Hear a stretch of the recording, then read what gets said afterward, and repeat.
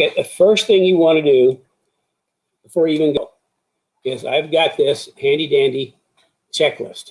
Now this covers a variety of cars. I actually developed this when I was doing open wheel, like Formula Fords and Formula Atlanta cars. I modified it some for the door cars, but it's still a basic thing. And it's a checklist. And, you know, I recommend before you go anywhere, you get in this checklist and you just make sure the car is safe and ready to go. I mean, it's safety is the biggest thing. And going through, checking everything, you know, the belts, the ball joints, all that sort of thing, checking it off, then you know it's good. That's the first thing you do. It's available only on Speed Therapy. Oh, yeah, this you can actually download this from Speed Therapy Society in this resource. Is that what it's called? In the resource section, you can download that. And then from there, you need to be sure you got the right brake pads and especially brake fluid. No matter when you bled your brakes last, bleed them again with high temperature fluid if you're going to the track. We've switched over to bare fluid in the past 6 months or so because they've come out with a fluid that's got super high dry boiling point. It is over 600, and a lot of them that say 600 really aren't 600. So get some high temperature brake fluid in there. Be sure you've got good brake pads. Remember, there's street pads for the street and track pads for the track, and never the twain shall meet, except there are some compounds in there that you can go both ways, but it's not really the best solution. And remember that you want to know about brake pads. We've got great brake pad selection, and the ones we're using for our track guys now, we can actually get them pre-bedded. So for track pads, you don't have to wait a whole session bedding in your brake pads. And I've got like 20 different compounds. I can choose a compound for you, however you're doing. So if you need fresh brake pads, let us know. The G-locks we're using are fabulous. They're really easy on rotors, and they work really good. What you can do at the track to make your car faster? Well, there's very few things that you can adjust at the track that improve your car quickly and easily. The biggest thing is tire pressures. Tire pressures are everything. I spend the entire first morning of every track weekend working on my tire pressures because I will not make any other adjustment, the shocks, the suspension, geometry, nothing until I get those tire pressures right.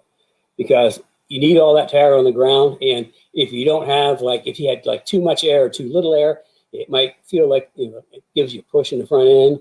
And if you start adjusting things like shocks or sway bars, you're not going to make it better. You're probably going to make it worse.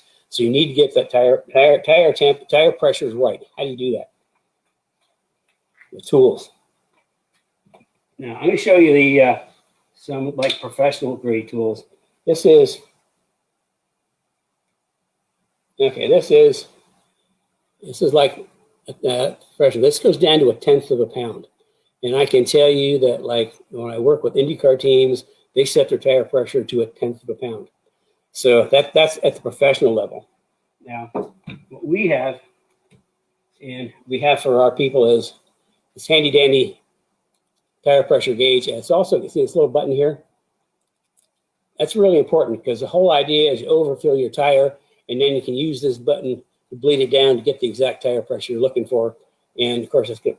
Nozzle. Actually, it comes with a little air nozzle too. So that's how you actually set your tire pressure, is with a tire pressure gauge. But how do you know what to set it at? Okay, I'll go backwards first. I'll show this is. Now take the protective covering off, the child-proof covering. This is.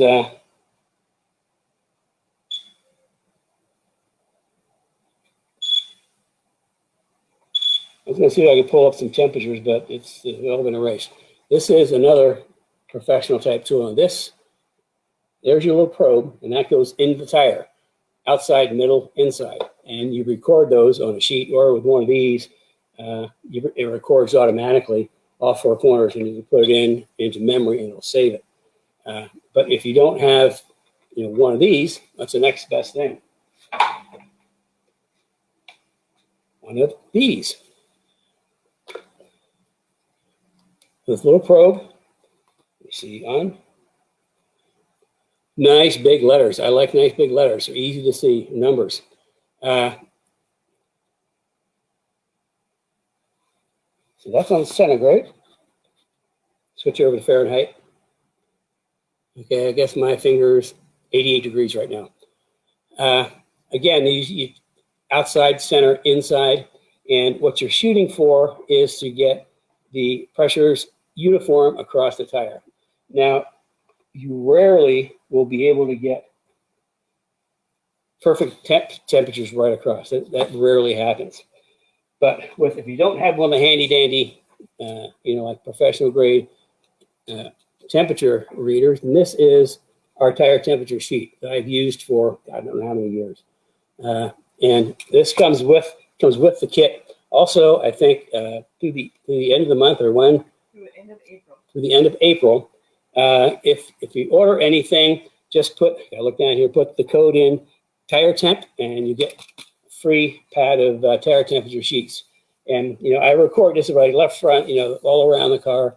And what I'll do is I'll put the starting pressure, the cold pressure. I'll do a tire temperature run, and then I'll make an adjustment based on what the temperatures say. Write down the adjustment, and then the next time I go out, we'll do the next set of temperatures right underneath there to see what the adjustment did, and keep working it through until I get the right pressures. And the thing what we're looking for is, like, you never get uniform across, except with some race cars. It's say the way to balance it.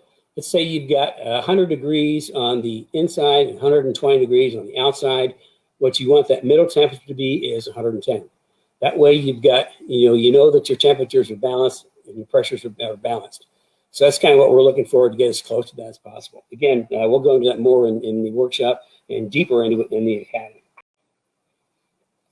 Another thing that you absolutely positively have to have, a torque wrench.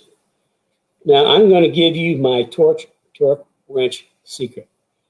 I've got some pretty darn expensive snap-on torque wrenches. I never, ever, ever take them to the track.